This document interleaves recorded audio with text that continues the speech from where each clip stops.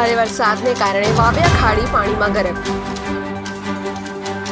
માંડવી તાલુકાના મુજરાવ ગામે વાવ્યા ખાડી ઉપર ભરાયા પાણી। પાણી ભરાતા બહુધાનથી માંડવી જતો રસ્તો થયો બંધ। અવર જવર બંધ થતા મુસાફરો અને સ્થાનિકો પરેશાન। રસ્તો બંધ થતા વાહન ચાલકો અને મુસાફરો અટવાયા। પ્રથમ વરસાદે જનજીવન થયું પ્રભાવિત।